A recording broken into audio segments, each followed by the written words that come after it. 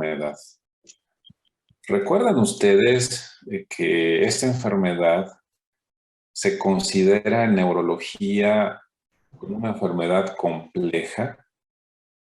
Y sin embargo, la sintomatología que se presenta y la forma de hacer el diagnóstico o incluso con hacer una prueba de tratamiento, pueden ustedes mejorar la evolución de los pacientes. Y entonces, en esos casos, pues ustedes van a ser unos buenos médicos. Entonces, quiero que recuerden bien las características de esta enfermedad.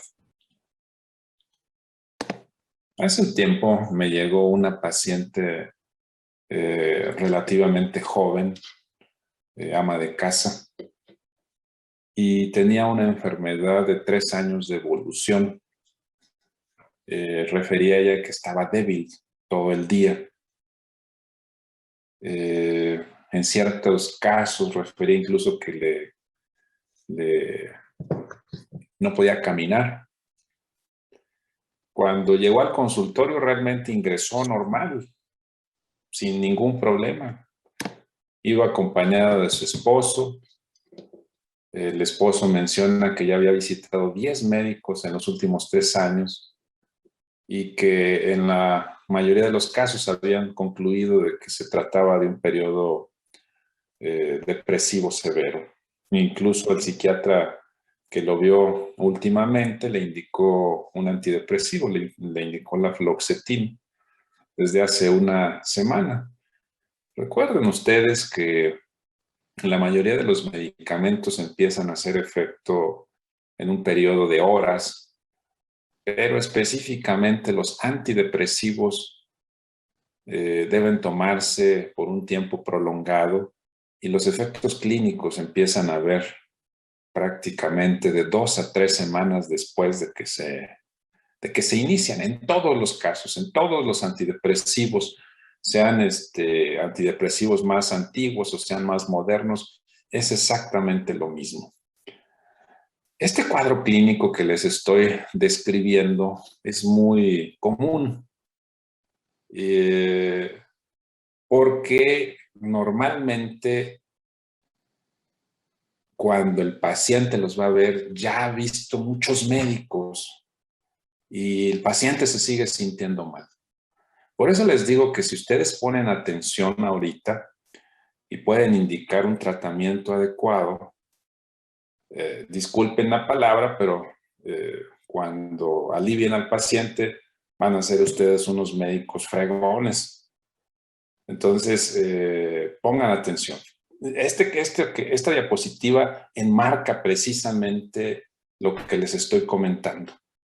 Normalmente el paciente va de un médico a otro porque no le dan el tratamiento adecuado. Y esto genera conflictos de pareja, claro está. El hombre dice, pues se me hace que estás inventando los síntomas. Incluso al momento en que me estaban platicando el cuadro clínico, inicialmente yo pensé lo mismo. Dije, pues seguramente es un cuadro depresivo. Los cuadros depresivos ya lo verán con la doctora psiquiatra. Generalmente una de las características es que el paciente refiere falta de energía. Entonces, los cuadros se pueden confundir un poquitito, sobre todo cuando es una miastenia gravis generalizada. Otra característica es de que deben ustedes de tener mucho en cuenta de que deben escuchar siempre al paciente. Si se ponen a escuchar lo que decía el esposo, pues a lo mejor hasta se convencen de que efectivamente la paciente no tiene nada. Y aparte, porque en este caso el inicio de su enfermedad coincidió con la muerte de su papá. Entonces, un evento característico también en estos pacientes que tienen estados depresivos.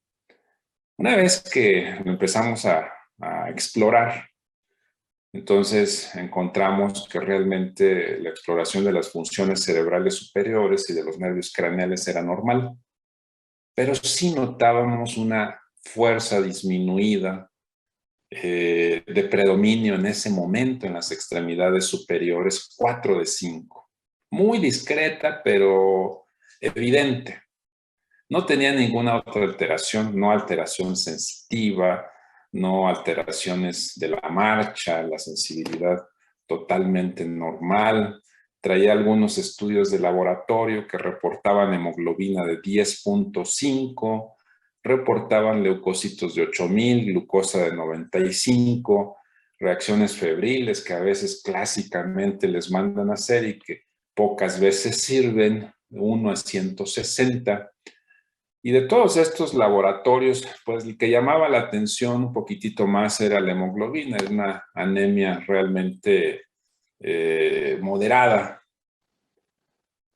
De acuerdo al caso anterior, el diagnóstico más probable, ahorita no tengo que decirles, dado que la clase es miastenia gravis, pues ustedes van a decir, pues miastenia gravis. Y sin embargo, lo que quiero que vean, porque en el examen final ya no van a estar los casos alineados como quisiéramos, lo que quiero que vean en este caso clínico es de que realmente el estado depresivo puede ser también posible.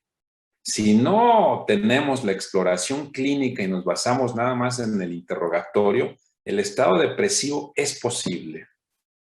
La infección activa por Salmonella typhi, basado en las reacciones febriles, vamos a decirle que esa tiene otras características. Debilidad muscular por síndrome anémico, puede ser, pero no es tan persistente. Y esta debilidad no debería presentar realmente una disminución de la fuerza significativa como para bajar a 4 de 5 o a 3 de 5. Y lo que sí que puede haber casos también de simulación, pero si ustedes hacen una buena exploración clínica, no tiene que haber ningún problema. ¿Cuál de los siguientes estudios es más apropiado para confirmar el diagnóstico? Inciso A, prueba antirreceptores de acetilcolina. Inciso B, nueva valoración en la tercera semana del antidepresivo. Inciso C, repetir la prueba de reacciones febriles. Inciso D, iniciar el tratamiento con hierro y esperar respuesta. Vean ustedes cómo hay una opción en esta pregunta para cada uno de los diagnósticos que pudieron pensar con anterioridad. En este caso, si estamos sospechando de miastenia gravis, pues claro está que la prueba clásica característica del laboratorio son los anticuerpos antirreceptores de acetilcolina, dado que fisiopatológicamente es donde se encuentra el problema. En el caso de que los anticuerpos antirreceptores de acetilcolina y antemus sean negativos, ¿se descarta la miastenia gravis o se realiza una tomografía de tórax? La tomografía. Tomografía. Entonces, no se descarta la miastenia gravis, solamente un porcentaje tiene anticuerpos. De hecho, hay un grupo de pacientes que se llaman seropositivos porque anticuerpos y otra parte se llama seronegativos. Entonces, se realiza una tomografía de tórax buscando específicamente ¿qué? Un timoma. Un timoma, perfecto. Supongo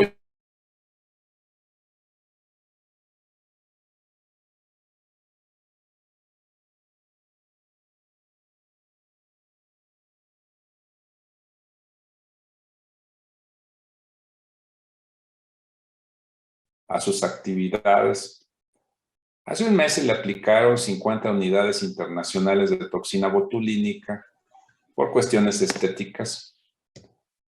Y un día presenta esto, presenta la ptosis, una ptosis, por cierto, parcial. Se fue a su casa a dormir después de que presenta esto y a la mañana siguiente ya había desaparecido. Entonces dice, pues no hay problema, yo sigo trabajando. Sin embargo, ha presentado estos episodios de ptosis en el último mes en 3 ocasiones y en todos ellos se ha producido posterior a las guardias. Sin embargo, se duerme y mejoran. Y en esta ocasión, pues desarrolla ptosis mientras está en cirugía y el médico pues le dice que la deje y se vaya a revisar.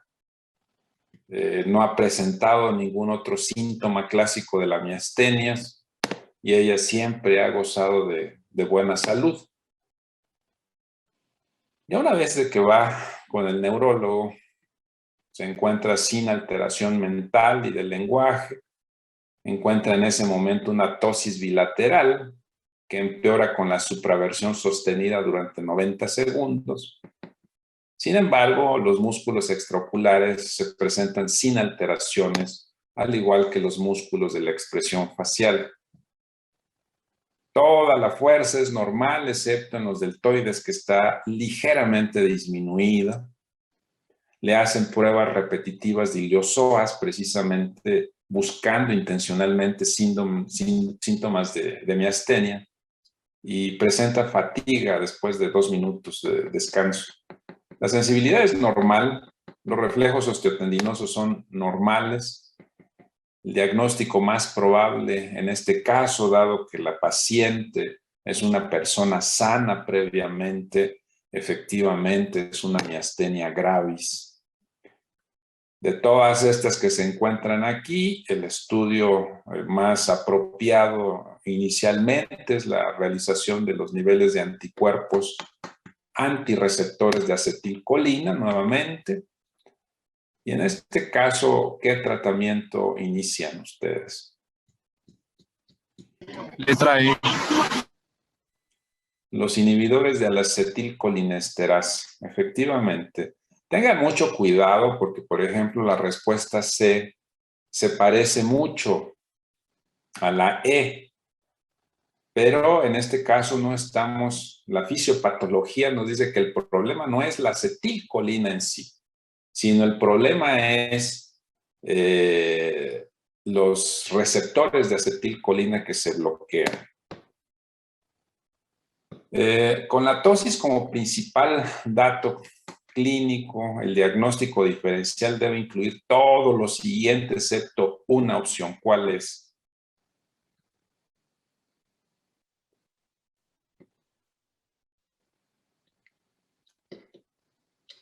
¿La D?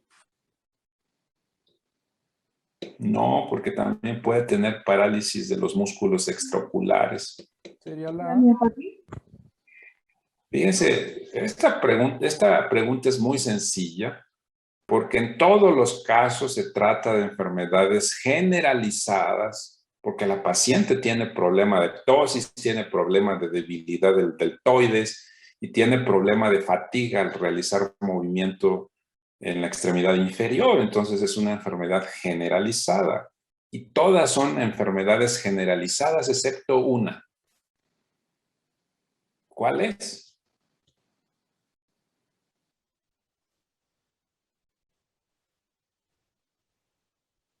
¿No será la infección periorbitaria? Claro, pues la infección periorbitaria es una simple infección justo en la región de la órbita. Entonces esa no es una enfermedad generalizada. Pudiese dar ptosis, efectivamente, o simular ptosis en el caso de que tenga edema y se le cierre el ojo, pudiese simularla, pero es un problema totalmente local, no tendría por qué producir otro tipo de sintomatología de enfermedad generalizada. Por eso les digo que tengan mucho cuidado al resolver las preguntas. Considerando que la causa más probable de la enfermedad es la miastenia gravis, ¿qué otros síntomas puede presentar? No los voy a confundir más, puede presentar cualquiera de estos síntomas que están listados aquí, incluyendo esto. En el caso anterior, puede reunir características de miopatía o enfermedad de placa neuromuscular. ¿Cómo pudiésemos hacer el diagnóstico?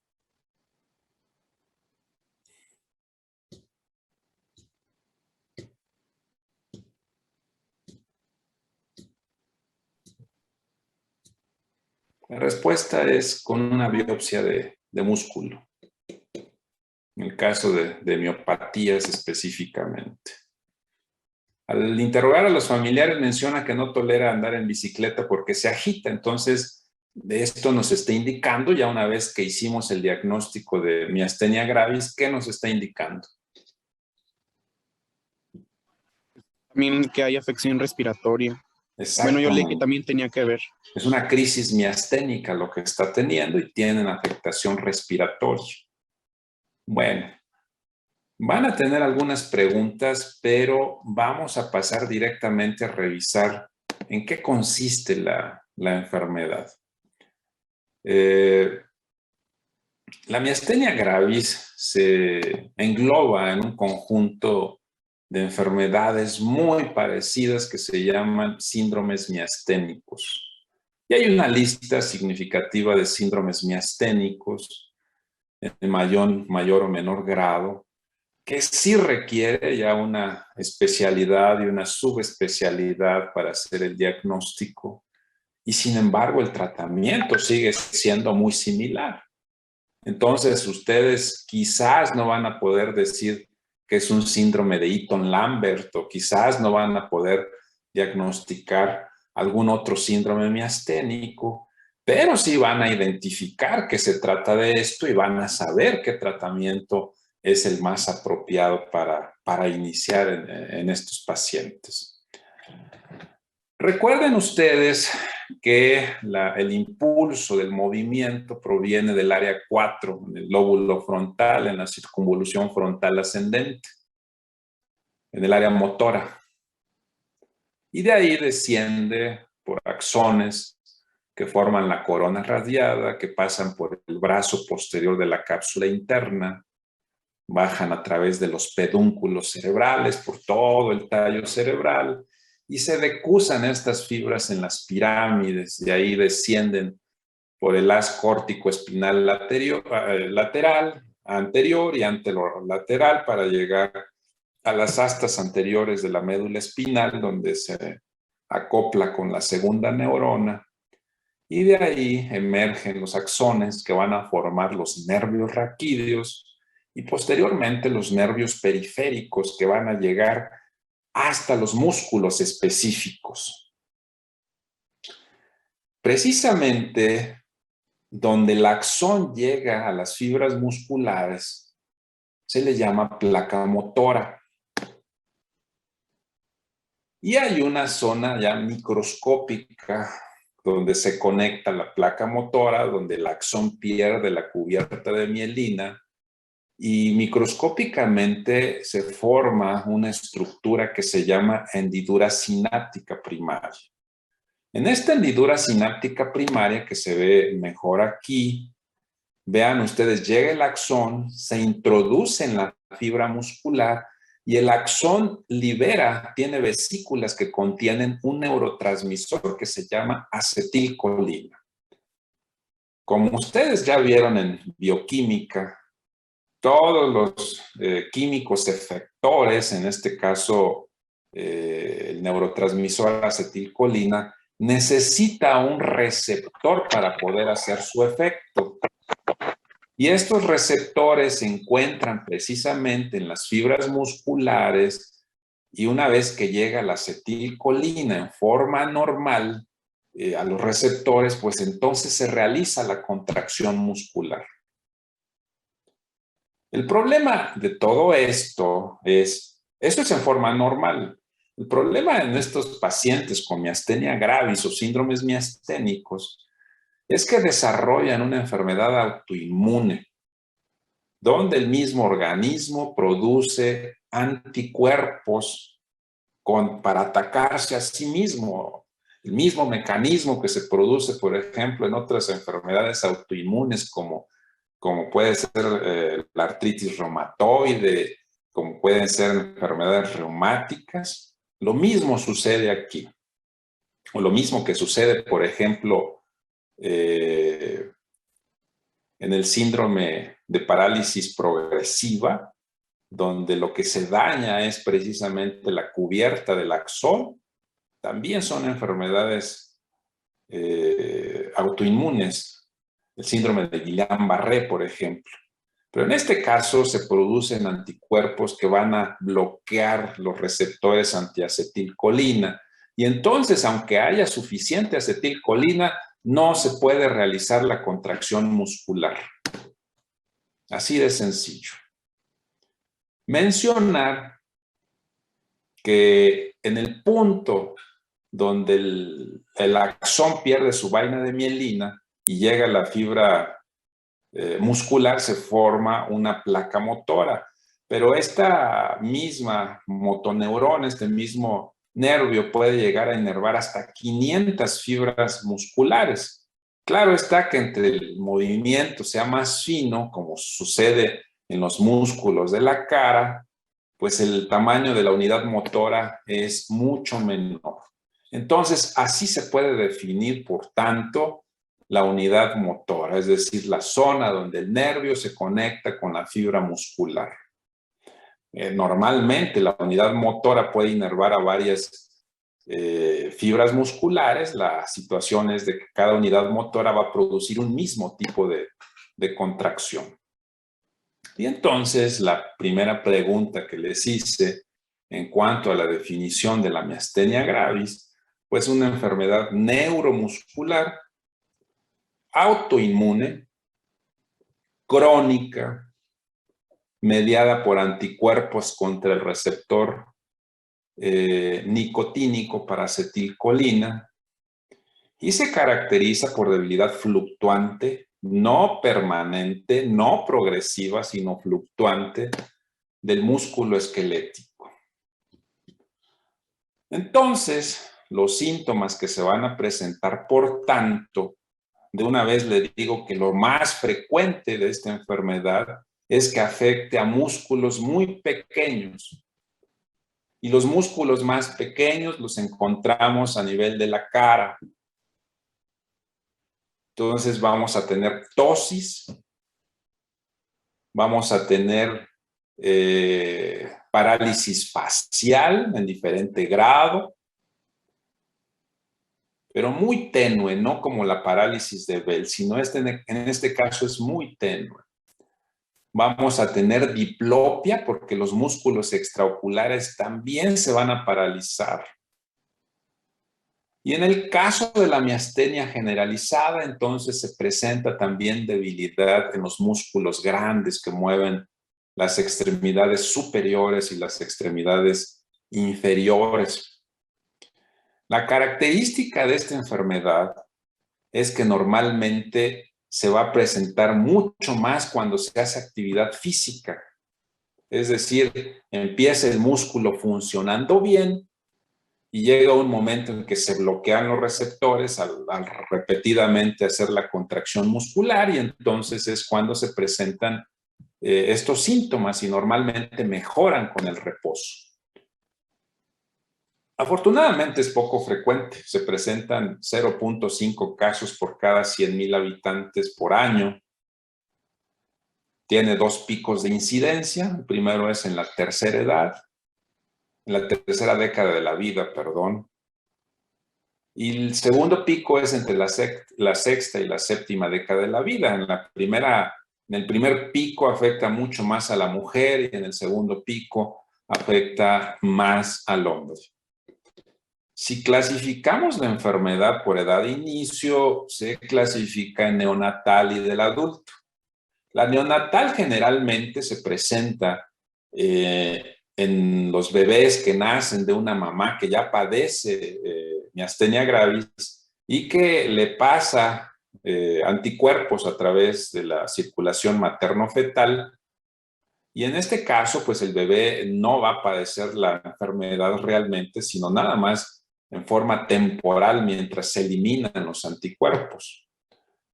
Y la enfermedad del adulto, que es la que estamos revisando el día de hoy. Cuando le hacen la prueba serológica de receptores, de anticuerpos antirreceptores de acetilcolina, si sale positiva se llama seropositiva, si sale negativa se llama seronegativa. De acuerdo a los síntomas predominantes, lo más común que se presenta es la ocular, de acuerdo a la gravedad, entonces se clasifica en ocular. en generalizada cuando la debilidad es de extremidades y cuando el paciente cae en una crisis debido a alguna infección o debido a algún medicamento que le damos, se le llama crisis miasténica. Y en estas crisis miasténicas es cuando el paciente puede llegar a afectar su respiración. Incluso puede ser necesario conectarlo a un ventilador.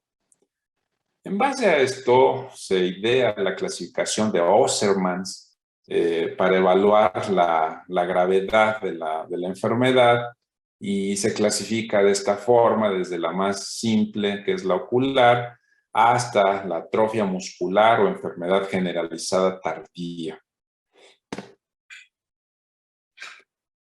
Recordarles que si le hacen la prueba serológica y nos da que no existen anticuerpos antirreceptores de acetilcolina, no significa que el paciente no tenga la enfermedad. No se descarta, de hecho, la enfermedad.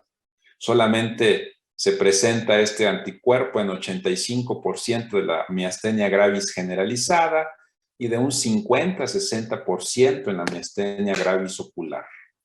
Existen otros anticuerpos que se presentan como la R-tirosincinasa.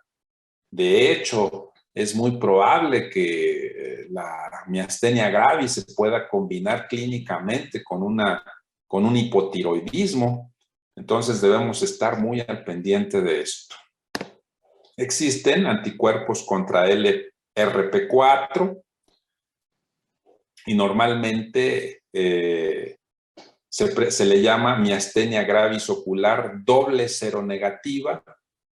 Generalmente presenta síntomas leves. Existen otros anticuerpos que se llaman contra R y R y se encuentran de 13 a 38% de todos los pacientes con anticuerpos antirreceptores de acetilcolina positiva. Normalmente es más severa la enfermedad cuando se encuentran estos anticuerpos. Entonces existe un protocolo de estudio. Ahorita no se confundan mucho con esta diapositiva ni con esta otra, porque este es otro factor que se encuentra también en miastenia gravis severa, sino aquí se resume todo. Llega un paciente, lo analizan clínicamente y sospechan de miastenia gravis. Lo primero que se hace es una prueba de antirreceptores para acetilcolina. Si esta sale positiva, ya está el diagnóstico.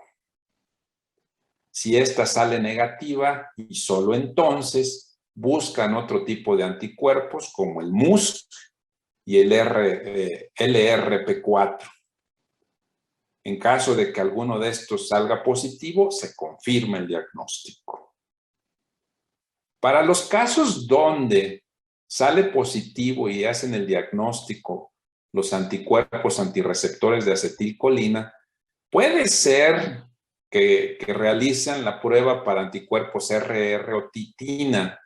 ¿Y esto para qué sirve? Porque si estos salen positivos, entonces es muy posible que el paciente tenga un timoma. Y ustedes dirán, bueno, ¿y para qué le haremos estas pruebas si de todas formas va a ser necesario una tomografía? Pues efectivamente, y sin embargo ustedes saben que deben de seguir todo el protocolo. Entonces, el diagnóstico es clínico en su fase inicial. Les hice una pregunta, si no más me acuerdo, de cuál era la prueba diagnóstica de gabinete, creo que les puse. Y en este caso la respuesta era tomografía de tórax. Si les hubiera puesto cuál es cómo se hace el diagnóstico, pues lo más probable es de que hubiera sido clínico.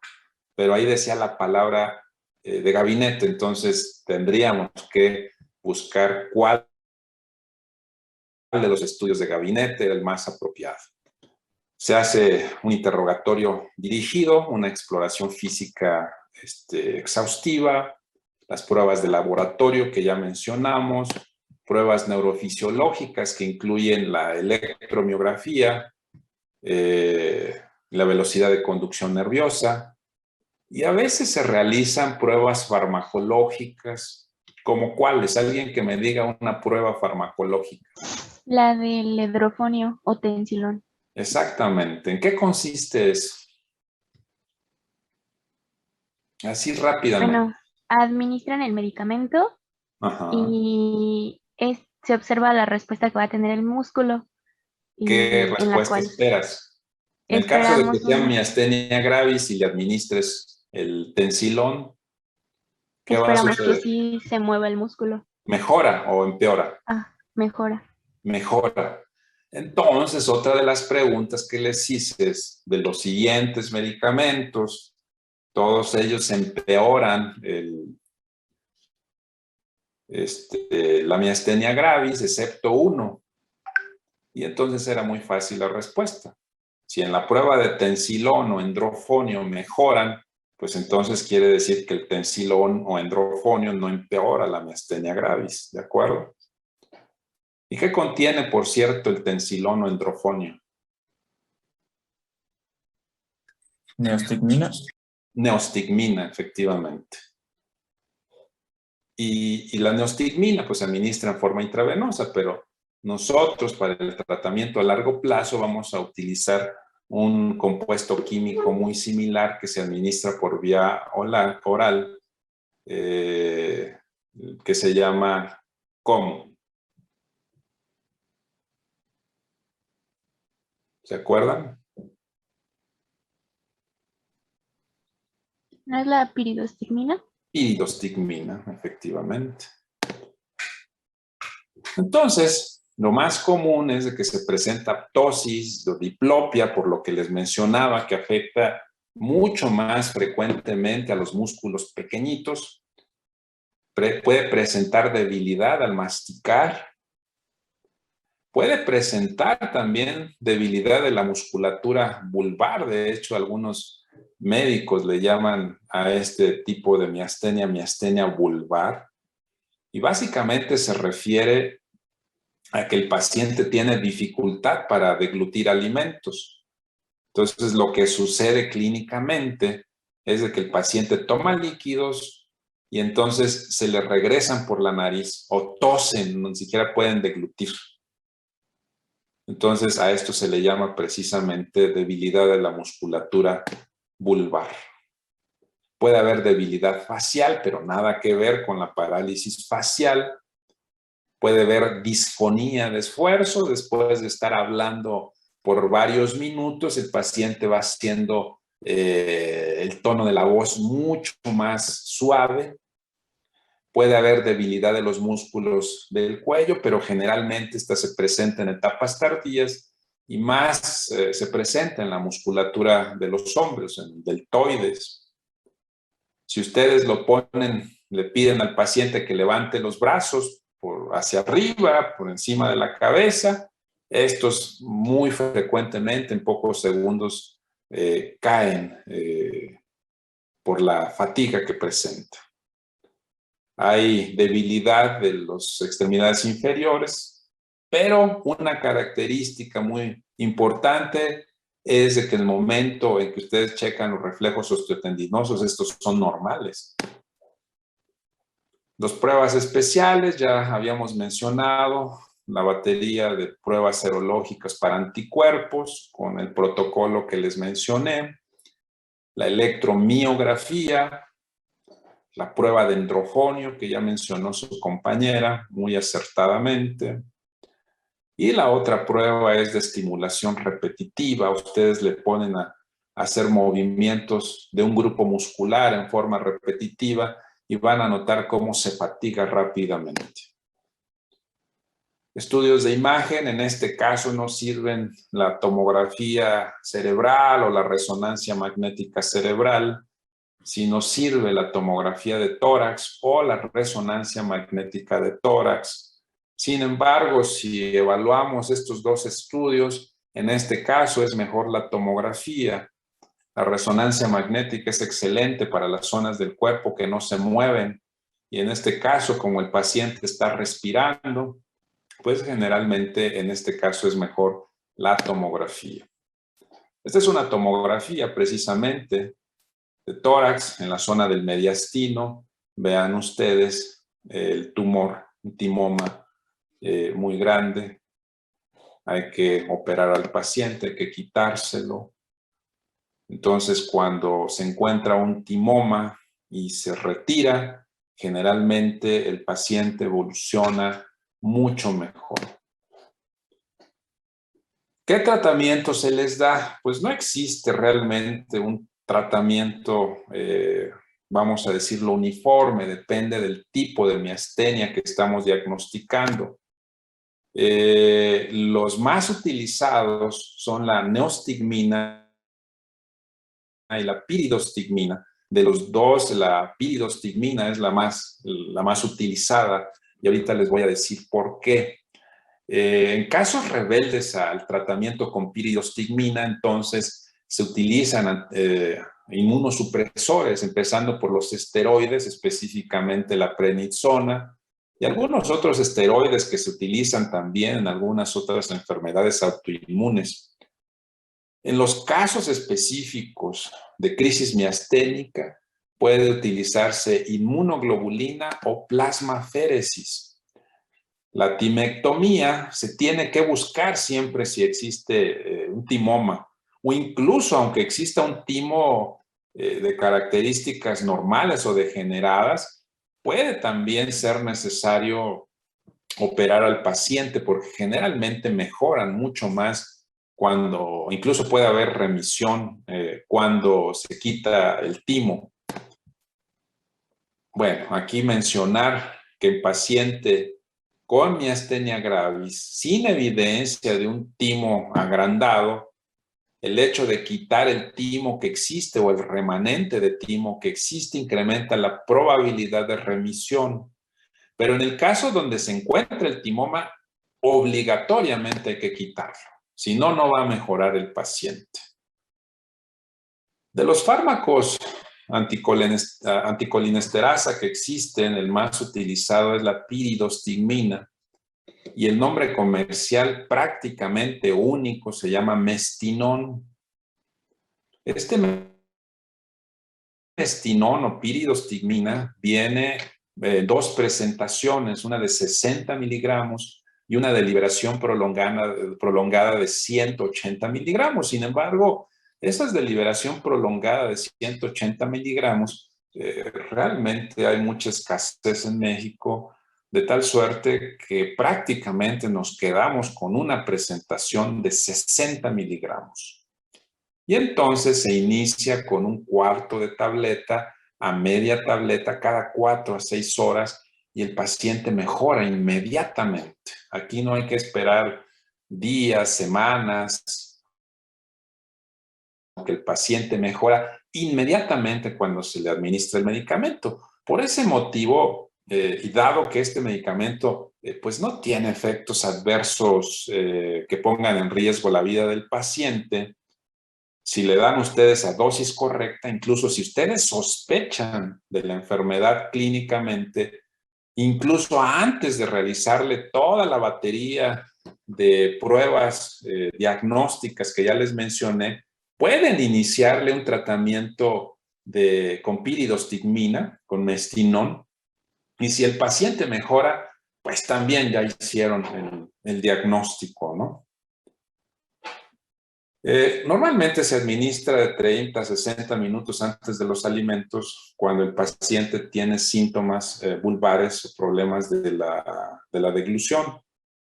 Hay que tener mucho cuidado en casos de pacientes que tengan hiperplasia prostática benigna porque este medicamento puede hacer o puede precipitar que el paciente tenga retención urinaria. O en los pacientes que padezcan de bradiarritmias también hay que tener en consideración este medicamento. En una crisis miasténica normalmente lo que sucede es de que el paciente ya se sabe con diagnóstico de miastenia gravis, presenta alguna infección o alguien equivocadamente le da algún medicamento de la lista que vamos a ver aquí. Y entonces desarrolla una crisis miasténica. ¿Y qué es lo que sucede? pues va el paciente a tener síntomas graves que van a desencadenar al final una parálisis de la respiración. Entonces el paciente en muchas de las ocasiones tiene que intubarse y conectarse a un ventilador. Entonces a eso se le llama precisamente crisis miasténicas. Esto sucede con antibióticos, específicamente con los aminoglucósidos del tipo amicacina y sus derivados, los macrólidos, algunas fluoroquinolonas también que son muy utilizadas en la actualidad, pueden producir afectación y crisis miasténicas, relajantes musculares, incluyendo los que se utilizan en anestesia general, benzodiazepinas, beta bloqueadores, que son medicamentos que se utilizan para controlar la presión arterial, antiarrítmicos, hiper o hipotiroidismo, estrés emocional también puede desarrollar una crisis miasténica. En estos casos, si se presenta una crisis miasténica, se les tiene que administrar inmunoglobulina o plasmaféresis para bloquear todos los anticuerpos que el paciente tenga. Cuando es una miastenia generalizada, como el primer caso que les mencioné, que presentan debilidad en las extremidades superiores e inferiores, entonces se utiliza el mestinón a las dosis que ya les había mencionado, una cuarta parte o media tableta de 60 miligramos cada 4 a 6 horas. En algunos casos es necesario utilizar esteroides a dosis relativamente bajas, específicamente la prednisona. Y una vez de que el paciente se le quiten los síntomas, hay que retirar los esteroides. El mestinón debe de continuar por una temporada prolongada o incluso de por vida. Esta es la lista de medicamentos que pueden producir la crisis miasténica.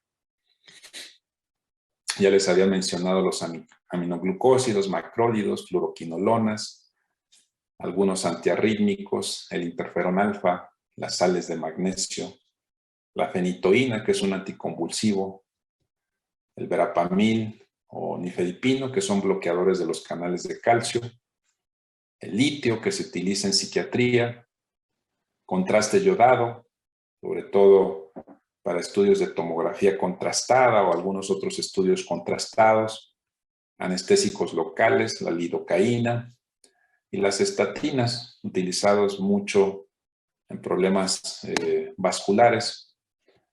Entonces, esto es la enfermedad.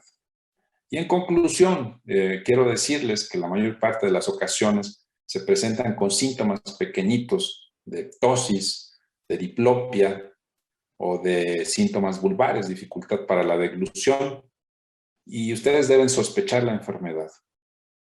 Y si es necesario, iniciar una prueba diagnóstica con mestinón. Es muy sencillo. Si no tiene contraindicaciones como hipertrofia prostática benigna o bradiarritmias, ustedes pueden iniciarlo con toda seguridad. Y si el paciente mejora, prácticamente hacen el diagnóstico. Y sin embargo, el protocolo dice que deben de seguir lo que comentamos en la clase, ¿no? De solicitarles las pruebas serológicas de anticuerpos y en la electromiografía y finalmente la tomografía de tórax. Entonces, hay que hacer el protocolo, pero la mayor parte de las veces el diagnóstico es clínico. No sé si tengan alguna duda de todo esto.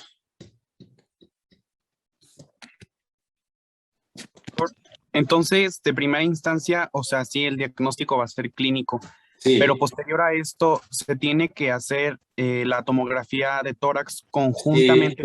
Sí, se debe de seguir el protocolo, porque porque finalmente tienen que basarse en algo además para hacer el diagnóstico. Ustedes ya le hacen el diagnóstico clínico y eso es lo más importante, que lo sospechen, pero tienen que hacer los anticuerpos para dar un pronóstico también, si va a ser una miastenia leve o una grave. Tiene que hacer la tomografía para ver si hay timoma, porque recuerden que si tiene timoma debe operarse forzosamente. Entonces deben de seguir todo el protocolo como se los mencioné, aunque ustedes inicien un tratamiento antes de hacer los estudios. No importa, ustedes deben de seguir el protocolo. Ah, ok. Gracias, doctor.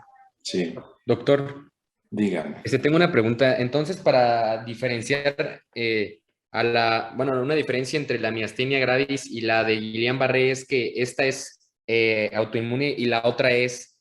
Los dos son autoinmunes, ¿eh? ¿Ah, la otra también? Sí, de hecho yo les ponía el ejemplo de que son enfermedades autoinmunes como el Guillain-Barré o como la artritis reumatoide. En todos los casos, bueno, ustedes son muy pequeños desde el punto de vista de semestre, entonces va a haber muchos términos que no van a comprender de inicio, pero déjenme decirles que en general tenemos un sistema inmunológico que nos protege de agentes externos, de infecciones. Entonces, si entra una bacteria, por ejemplo, vías respiratorias, que es lo más común, nuestro sistema inmunológico responde mandando leucocitos y macrófagos al sitio de la infección, pero responde también con una inmunidad que se llama humoral, produciendo los linfocitos, producen anticuerpos y esos anticuerpos andan circulando en todo el cuerpo y si vuelve a entrar la misma bacteria, ya están listos los anticuerpos para atacarla y defendernos. Eso sucede en forma normal. Sin embargo, a veces el cuerpo se equivoca y produce anticuerpos contra nosotros mismos. Se le llaman autoanticuerpos. Y entonces de ahí surgen todas las enfermedades autoinmunes. En el caso de las enfermedades reumatológicas, pues los anticuerpos van dirigidos contra las articulaciones. En el caso del Guillain-Barré, los anticuerpos van dirigidos contra la cubierta del nervio, contra la mielina. En el caso de esta enfermedad que estamos viendo, los anticuerpos van dirigidos contra los receptores de acetilcolina. ¿De acuerdo? A eso me refería al mencionar las otras enfermedades. Ah, ok, doctor, muchas gracias. ¿Alguna otra duda?